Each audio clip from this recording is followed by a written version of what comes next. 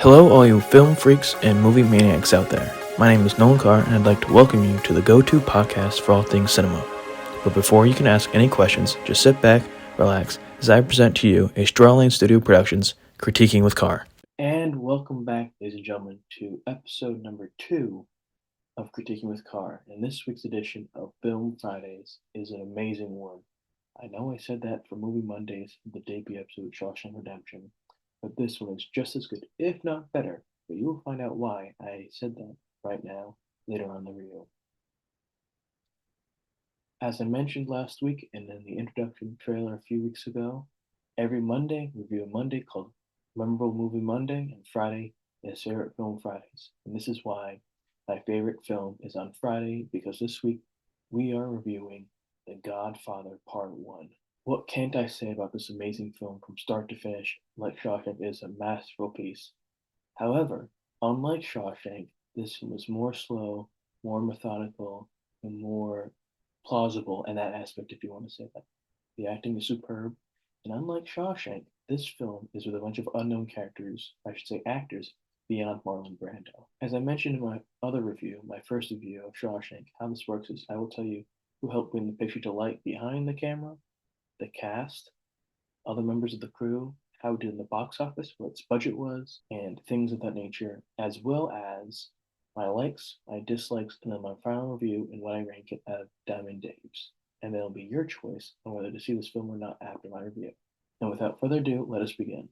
Similar to Shawshank, the director of this film pulls double duty, that is, Francis Ford Coppola. He is both the director and co-screenwriter of this film, along with Mario Puzo, who also helps them direct and write, or say write at least, in Godfather 2. But we'll get to Godfather 2 momentarily, not right now. This book is based off of, as I said, the novel written by Mario Puzo called The Godfather. And a lot from that book is shown in this film. But of course, like any other production that's translated from a book or a play or vice versa, whatever it may be, there's a lot that's newly added to it due to the writing of Francis and Mario together. This film was produced by Albert S. Ruddy. And those who know your film history and television history, that name sounds familiar. And I say that because not only did he do TV shows such as Hogan's Heroes, he was a part of The Longest Yard, he also has a Paramount Plus miniseries based off of his experience in life with the Godfather film known as The Offer. And Miles Teller plays him. You know Miles Teller from so many great films in lore, history, whatever you want to call it. Now it comes time to the part of this review where I tell you who was in the film. Starting off as the lead of this film, or one of the co-leads, I should say, is Marlon Brando, who plays Vito Corleone, Al Pacino, who plays Michael Corleone, James Caan, who plays Sonny Corleone, Richard Castellano, who plays Peter Clemenza, Robert Duvall, who plays Tom Hagen, Sterling Hayden plays Captain McCluskey, John Marley as Jack Waltz, Richard Conti as Emilio Barzini, Al Lettieri as Virgil Sollazzo, Diane Keane as Kay Adams Corleone, the legend Abe Vigoda as Salvatore Tessio, Talia Shire as Connie Corleone, Jenny Russo as Carlo Rizzi, John Cazale as Fredo Corleone, the legendary John Cazale, Rudy Bond as Cuneo, Al Martino as Johnny Fontaine, Morgana King as Mama Corleone, Salvatore Crucido as Emergio Bonacera, Richard Bright as Neri, Al Rocco as Mo Green, Antonio Giorgio as Bruno Tatalia, Vito Scotti as Nazarene, Terry Lavrano as Teresa Hagen, Victor Redina as Philip Tatalia, Jeannie Lanera as Lucy Mancini, Julie Gregg as Sandra Corleone, Ardrell Sheridan as Mrs. Clemenza, and some other actors who play some small roles, particularly in the Sicilian sequences, are Simonetta Stefanelli as Apollonia Vitelli Corleone, Angelo Infantani as Fabrizio, Corrado Gaepa as Don Tomasino, and Franco City as Callo, and Sarah Rizzi as Vitelli. Now, like all good movies, they have to have good music, a good score, and this is brilliantly done across not just this film, but the following two sequels by Nino Rota. The production companies of this film was Paramount and Alfran Pictures, and Paramount was actually the distributor of this film as well. It was released March 14th, 1974 at the Lowe State Theater, and had a national release on March 24th of 1974. The runtime is 5 minutes shy of 2.5 hours at just 174 minutes, which equals 2 hours and 25 minutes if you can do the math. According to online accounts, the budget was between $6 million and $7.2 million, and there's a box office intake of $250 to $291 million. What I'll be doing now is listing off the accolades it both nominated and won for this film. And trust me, there are a lot of things that this film was nominated and won. The Godfather was nominated for 7 awards at the 30th Golden Globe Awards. Best Picture for a Drama, James Caan for Best Supporting Actor, Al Pacino and Marlon Brando for Best Actor in Drama Film, Best Score, Best Director, and Best Screenplay. When the winners were announced on January 20th, 1973, the film had won categories for Best Screenplay, Best Director, Best Actor in a Drama Film for Marlon Brando, Best Original Score, and Best Picture in a Drama Film. Rhoda's score was also nominated for a Grammy Award for Best Original Score for a Motion Picture or TV Special at the 15th Annual Grammy Awards. Rhoda was announced the winner of the category on March 3rd at the Grammy ceremony in Nashville, Tennessee. When the nominations for the 45th Academy Awards were revealed on February 12, 1973, The Godfather was nominated for 11 awards. The nominations were for Best Picture, Best Costume Design, Marlon Brando for Best Actor, Mario Puzo and Francis Ford Coppola for Best Adapted Screenplay, Al Pacino, James Caan, and Robert Duvall for Best Supporting Actor, Best Film Editing, Nina Rota for Best Original Score, Coppola for Best Director, and Best Sound. Upon further review, actually, of Rhoda's love theme from The Godfather, the Academy found that Rhoda had used a similar score in Eduardo De Filippo's 1950 comedy Fortunella. This led to reballoting, wherein members of the music branch chose from 6 films: The Godfather and the 5 films that had been on the shortlist for Best Original Dramatic Score but did not get nominated. John Addison's score for A Sleuth won this new vote and thus replaced Rhoda's score on the official list of nominees.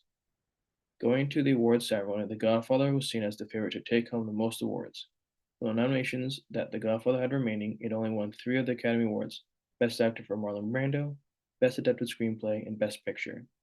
Brando, who had also not attended the Golden Globe ceremony 2 months earlier, boycotted the Academy Awards and refused to accept the Oscar, becoming the second actor to refuse a Best Actor award after George C. Scott in 1970. Brando sent American Indian rights activist Sachin Littlefeather in his place to announce at the award podium Brando's reasons for declining the award, which were based on his objection to the depiction of American Indians by Hollywood and television. Pacino also boycotted the ceremony. He was insulted at being nominated for the Academy Award for Best Supporting Actor. He had more screen time than his co-star and Best Actor winner, Brando, and thus should have received the nomination for Best Actor. The Godfather had 5 nominations for awards at the 26th British Academy Film Awards. The nominees were Pacino for Most Promising Newcomer, Nina Rota for the Anthony Asquith Award for Film Music, Robert Duvall for Best Supporting Actor, and Marlon Brando for Best Actor. The film's costume designer Anna Hill Johnstone for Best Costume Design. The only nomination to win was that of Nina Rota. Now it comes time for my favorite section of these reviews called the likes and dislikes section. What happens now is I will say what I like, and maybe a long list, maybe a short list of the things I enjoy about the film, and then I'll go to my dislike section, which again may be a long list or short list. And then at the end of that, I give my final review, thoughts, and my rating out of 10 Diamond Daves. With that being said, let's begin the fun. Anyone can have this thought, what I'm about to say, whether you're a director yourself, a big time director, or average Joe viewer of films like myself who just likes watching them to watch them. What I mean by that is music is everything in a film. And a reference I'm going to make and a connection I'm going to make is Star Wars. And what I mean by that is in the opening scroll of the text of what the movie is loosely about, and in the ensuing space battle between Princess Leia and Darth Vader, there's music playing. And that makes you really hooked in. You're like, oh, what's that? What's that? Telling you about the film that's going to come up? What's going on? You're confused, but you're also hooked in it immediately. And then Godfather does that brilliantly in the beginning of this film. Also, going back to that Star Wars connection and hook, is the opening sequences. That's everything in the film. If it doesn't grab your attention, like this review in the first few seconds or minutes, you're lost. That's not the case with The Godfather. The opening sequence, a slow pan through a dark room with music and cool looking yellowish gold font is appearing. And then you see this bald man, or sort of bald man, talking to this guy. You can't see the other guy, but you see this guy talking. Like, who's he talking to? Where is this? What is this about? The Godfather? What does that mean? Is it about someone's actual, like, godfather? Like, I have a godfather, my sisters have a godfather? No, no, no, no, no, no. That's not even remotely close. But from that moment, you're immediately hooked. And there's some other movies out there where you're tuning in and you get distracted and you get lost.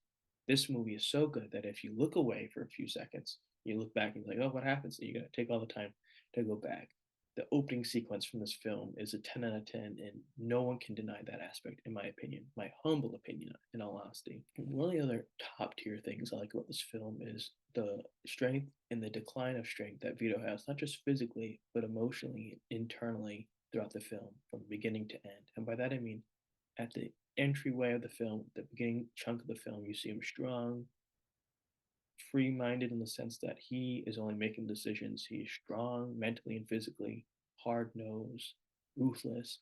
Then, after that sequence in the open market in New York, where he almost gets killed, he gets shot to near death, he starts to drop off, not physically per se, although that's given with the extent of or lack of medical uh, professionalism per se in terms of where we are now with progress. But you see that he's starting to give up a little bit. He's becoming more careless in the sense that he knows now that he's no longer ever going to be as close as he was to being top tier at the beginning of the film, like he was. He was only a little bit younger, a few years prior. And then to see him at the end, just he's so giving up and so welcoming of his role as consigliere to Michael once Michael takes over is so powerful, but also shows the range of emotions Marlon Brando can create as a phenomenal actor of his generation, one of the best, if not the best of his generation. And I'm so glad Marlon was able to play that role because the depth he took with that role to show him so serious and macho at the beginning of the film and to be so lifeless emotionally and mentally at the end of the film was brilliantly done. But I also wonder, was this decline mentally in the sense that he didn't want to adapt to new ways that like Sonny was trying to, or that Michael was going to, and you could see that's where it was going? Or was it solely just because of the near fatal wound he got from the gunfight out in the marketplace? That always boggles my mind. It makes me really ponder this film and that sequence in the movie, but I'll never know. I mentioned a lot of the cast in this film got their start here, or at least I said that a lot of the cast here is unknown to an extent, unless you're a big theater person. You might have seen people in theater productions in the New York-ish area, besides Marlon Brando.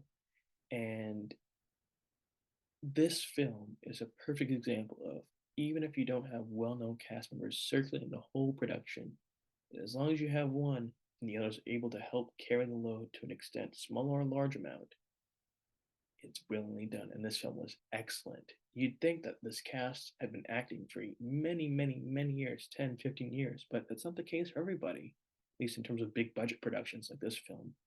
And I mean, Al Pacino, the rest of the cast just so brilliantly done. I was going to name a bunch of cast members, but I couldn't think of their real names. It just I can't speak any more of it without repeating myself endless times. Something that though really helps, that makes it even better, because of course it's about the main cast members: Al Pacino, Marlon Brando, James Caan, Robert Duvall, the rest of the main cast of the core cast members. But what also helps make this film so great is the supporting background cast members, the opposing mafia family heads and their associates and members. That's what makes you interested in this film, because you're like, oh, that character is cool. I wonder what they're up to. I wonder what their real role in this film is, or who that actor is. That tells you that this film is brilliant and as great as it is, and one of the greatest films of all time. If you want to include Tom Hagen in this thing that I'm about to say, then I guess you can do that. I really enjoy the different relationships that Vito has with all of his kids. Of course, you really see it with Michael. You really see it with James Caan's character as Sonny Corleone. You don't really see it much of the other characters being Fredo and Connie, but to see the different varieties of them, how Vito's really close with Sonny, of course, who is one of his first children. So, of course, he's going to think, oh, Sonny's going to take over the family one day. But we learn later on what he thinks about each of his kids in terms of being part of the family. And then you see, though, however, at the end of the film, when Michael's the one who saves his father's life in the hospital after Captain McCluskey gets rid of all the men, Michael's father Vito realizes that Michael's the true heir of this family. He might not have seen it earlier. They might have had disagreements in the scenes of the film, but to see their relationship really thicken and really unfold throughout the second half of the second half of the film, the final fourth of the film, was beautifully done between both actors, Al Pacino and Marlon Brando. Another thing I really liked about this film, another one of my likes of this section, is how everyone came off not knowing what Carlo Rizzi was really about, how he was really abusing physically, emotionally, mentally Connie when they were just alone, to then suddenly at the end of the film, Michael, on behalf of what Sonny was about to do, beat the living shit out of Carlo, as he rightfully should have, pulls the rug underneath from Carlo and realizes and tells him, I should say, "Oh yeah, you think we didn't know what was going on? You thought you could fool Corleone? Not so fast." Then gets the real details out of Carlo. Then gets rid of him with help of Clemenza in the car.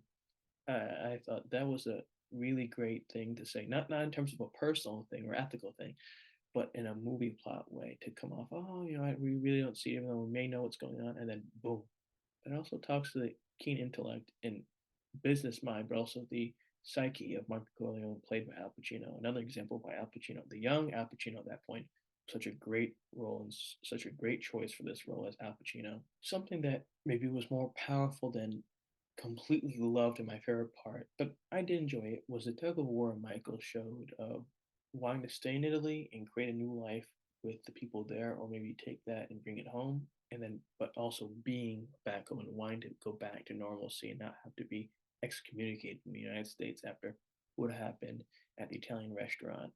And that was a powerful thing because I feel as though when you look at how it was before he had to go to Italy, during his time in Italy and going back in Italy, he was the most happiest overseas in Italy with his new family, or potentially new family, before Apollonia, his wife, was killed. I really thought that that was a nice scene to see, a more peaceful time, one of the few peaceful times Michael has throughout the first two films. Something that I really like about this film that I'm really seeing right now as I'm recording it is how Michael Corleone is a composite of his brother Sonny and his father Vito, in the sense that Sonny was a brash person. He struck even when the iron wasn't hot, whereas Vito was somebody who was cold, calculated, cunning, and struck when he knew he should and they weren't paying attention. And Michael has some of that latter aspect where he gets all of his enemies in revenge when they're not expecting it and made look like a fool and they can't do anything about it because they're about to die 3 seconds later. And I say that because there's an end sequence of the film where it's the christening or baptism, whatever you want to call it, of Connie and Carlo's son. And Michael has his associates wipe out all the opposition, all the heads of the five families, people like Mo Green, and then eventually Carlo, by the hands of Peter Clemenza. And although it's a short time at the end of the film, it's brilliantly done in that time span. And I'm just glad that it was part of it, not in the sense that saying word was good per se. That's not something I want to put out there, but how they presented this part in the film and also when it was filmed at that time period. The icing on the cake for me of Godfather 1 is the end sequences of when everyone's kissing the ring finger of Michael Corleone in his office. And by that I mean, after Michael wipes out all of his enemies, all the people who could screw him over afterwards, you see all the living members of his core group of members of the Corleone crime family kiss his ring finger. And when Al Neri comes to shut the door, you see Kay looking at him and realizing, shit, what did I get myself into by getting back with him after he came back from Italy? And she realized that she was second fiddle from that point on, although she didn't realize that at one point she was third fiddle to Apollonia, who was second behind the crime life of his family. And it sort of brings the flashback and mental image of, oh, she made a bad mistake when she ran into him, agreeing to get back with him and getting into that car to restart their life again. And it's sort of like, you did that to yourself, basically. You can't not take his charm, but also you should have realized nothing good comes from this relationship. Nothing did come to it beforehand. But again, that's what makes this film great, is because these actors bring these great emotions out from them for us to indulge on. Unfortunately, like all good things, there are some negative aspects like in life, and now I'm going to tell you some of the dislikes I had about the film. Although earlier in this review I mentioned how Vito has visible different relationships with his kids, I sort of misspoke there because in this film we barely see any bit of Connie and Fredo Corleone. Beyond the wedding sequences earlier in the beginning of the film with Connie's wedding to Carlo, and then Carlo getting killed, and then maybe the end when his father has his service, maybe you see Fredo and Connie. They're not really there. I wish there was more of them like there were in the following two films, particularly Godfather 2 and Godfather 3 for those separate characters each. As much as the film's near complete perfect as it is, it would have been really cool to see some of the deleted scenes, particularly the ones where Vito visits Janko or they're about to go visit Janko, his former consigliere in the hospital. I think that would have really fit in the film in the sense of seeing how they went from a full-blown Italian consigliere to then a non-Italian consigliere in the film family just because he was a villain and ended up being that's who it was. And you don't really know that he's a villain because if you don't see the deleted scene parts of the film, you're not going to know that. It's sort of an interesting point in the film that they have these deleted scenes that would have felt fit so well in this film, but they're not, and we'll never see them in, unfortunately. Although in the film there isn't a lot of it compared to the book, I really wish the movie showed more of who Luca Brasi was and the relationship he had with Vito Corleone. Even though his scene in that, or I should say, sequences in that film where he goes to visit the opposing crime family to get a job, ends up getting killed, and then Tessu brings in the bulletproof vest with the fish in it saying Lucas sleeps with the fishes. It's one of the greatest sequences of all time. However, I wish he was in the film more just than those stuttering scenes he has in these sequences early on in the film. Although they show some of the family's operations, both business and non-business type of things, while Michael's away in Italy, it really would have been cool to see some of the business operations more publicly in the film while Michael was away. It would have been interesting to see how Vito was not ruling, but Sonny was, and how that sort of was failing to some extent with his hot-headedness and his poor behavior. One thing I didn't get in this film was the age difference between Clemenza and Sonny, and Vito and Clemenza, and Vito and Sonny, because supposedly Clemenza is Sonny's godfather.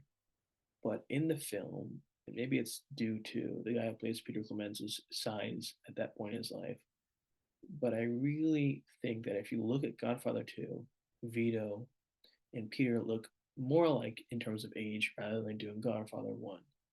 So it's almost like Godfather 2, Vito, Sonny, and Peter look the same age that they should be, whereas in Godfather 1, it looks off.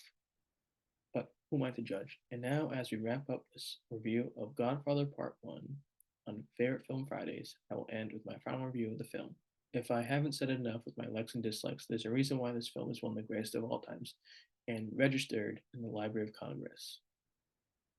There's a reason why this film is always ranked in the top 2 or 3 of greatest films of all time with Citizen Kane, because this film is just, from start to finish, great. The pacing is great, the action is great, the dialogue and conversations is great, the acting from top to bottom is great.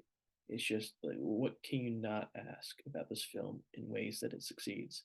Because from top to bottom, as I've said, it is amazing. It doesn't disappoint from start to finish. The opening sequence of titles and that sort of thing is great. The end sequence with Vito in the corner with his grandson is unbelievably amazing. I'm just lost for words if you can't tell how great this film is, and I really hope that you've gotten that message with my review today. I know I mentioned it with Shawshank, but this is another film which is a bucket list life item. You have to watch this at least once. I remember the first time or two I watched this film was with my grandmother and my father. We sat down and watched the whole first one. We watched part of the second one because I got too much from my grandmother. Because they are long films, but it's such a rite of passage event to watch Godfather one at least once. Because, like I said, it's one of the greatest films of all time, both legitimately and personally for people out there to tune into and think about. I also say that because anytime it's on TV, usually TNT, maybe even Spike, whether it's the beginning of the film, the middle, or near the end, I'm always tuning in for as long as I can because it grabs your attention, whether it's the very first time or the most recent cajillionth time you've seen it. It's that damn good, which is why I give this film a 9.5 out of 10 Diamond Daves.